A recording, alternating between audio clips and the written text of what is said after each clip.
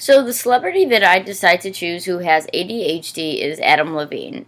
Some of the symptoms that he experiences is intention, hyperactivity slash impulsivity.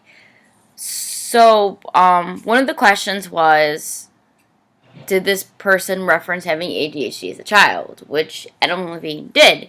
He mentioned how he struggled in school, like he couldn't sit in his seat. It was hard for him to pay attention in class. He didn't want to finish his work, and he always wondered what was wrong with him. None of his friends were able to tell that he had a disorder because he was able to socialize with everyone, just academically wise he struggled. And he wasn't diagnosed with ADHD until his later teenage years, which he's thankful for because it gave him the answer of why he couldn't focus in school.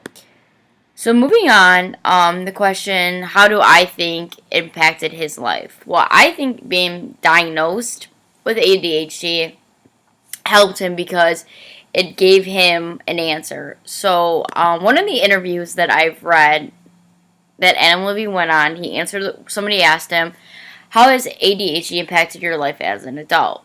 So Adam says, as an adult, and a young adult, I continue having difficulty in the studio as I was trying to write new songs and focus on completing my work. On my first album, I remember very distinctly being stuck and not being able to focus. And I had 30 ideas floating through my head and I just couldn't document them. I went to the doctors and discussed my symptoms, and I have learned I still had ADHD. And it could affect me as a young adult and into adulthood. Once I knew that I still had ADHD, I was able to work with my doctor. So I feel like this is important because there's this idea he supports, and I believe in it too, that people believe that you can grow out of ADHD. And realistically, I don't think ADHD negatively impacted his life or positively in a way, because he is able to make his music. Like everyone who knows him is a very successful artist. But I think one way, though, him being diagnosed with ADHD, he's a very that positively influenced him to influence others. For example, he is part of a Own It campaign. So he's working with the Attention Deficit Disorder Association. Sorry about that. ADDA, with children and adults who have ADHD, and really his main part of the campaign is really saying, there's no shame, there's nothing wrong with you for having ADHD, and it's normal.